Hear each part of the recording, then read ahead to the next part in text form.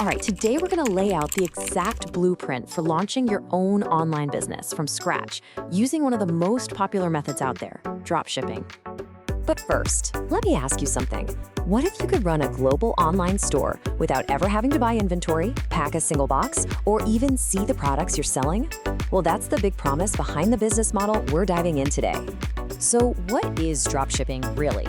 Let's cut through all the noise and get straight to the simple answer. Okay, here's the deal. At its core, dropshipping is where you, the store owner, don't actually keep any products in stock. When a customer buys something from your website, you turn around and buy that same item from a third-party supplier. And here's the magic part. They ship it directly to your customer. You are the storefront, they're the warehouse. It's a really elegant, simple system when you think about it. But not all dropshipping is created equal. There are actually a few different ways to approach it, and each one has its own set of pros and cons. Let's take a look at the options so you can figure out which model is right for you. All right, let's break down your main options here. First up, you've got traditional dropshipping. This is where you're selling generic products, and it's fantastic for quickly testing out new trends at a super low cost. Next is white label, which lets you slap your own logo and branding on a generic product. Then you have private label, where a supplier actually creates a unique product just for you. This gives you the best profit margin, but it usually comes with higher costs and minimum order sizes. And finally, there's print on demand, which is perfect for selling things like t-shirts or mugs with your own custom designs. Honestly, for most people just starting out, that traditional model is the easiest way to learn the ropes. Okay, so you get the concept. You've seen the models. Now for the big question, how do you actually do it? Let's break this whole thing down into a really simple 3-phase launch plan. This right here, this is your roadmap. Phase 1 is find.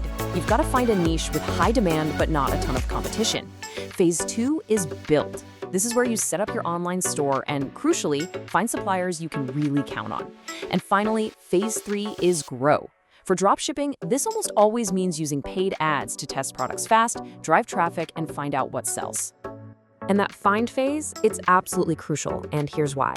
As founder Harry Chu says, when you pick a niche you're actually passionate about, you have this built-in advantage. You just get the customers because, in a way, you are one. And that kind of insight, that's marketing gold.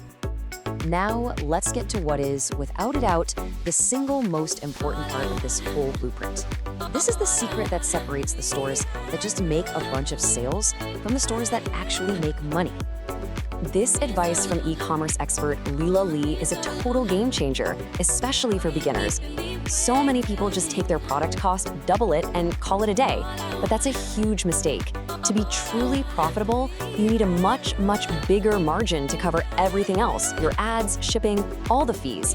This 5 to 8 times rule basically builds that safety net right into your price from the start. So let's put some real numbers to this, okay? Let's say your supplier charges you $5 for a product. You shouldn't be selling it for $10 or even $15. Following this rule, you'd price it somewhere around $35. I know it sounds high, but trust me, that's what it takes to build a sustainable business after all those other costs chip away at your sale. And that leads us to the most critical distinction in all of e-commerce. You have revenue and you have net profit. Revenue is that big, flashy number. It feels amazing to say you did $100,000 in sales, but if it costs you $99,000 to get there, who cares? Revenue is vanity. Net profit, that's the money that's actually in your pocket after every single expense is paid. That is sanity. That is the only number that truly matters. So what should you be aiming for? A really healthy net profit margin is somewhere between 10 and 15%. Think of this as your benchmark. If you're hitting this number consistently, you know you've built a real profitable business. Okay, but look, it's not all smooth sailing. There are definitely some common traps that new store owners fall into. So let's wrap this up by looking at the biggest mistakes so you can avoid them completely.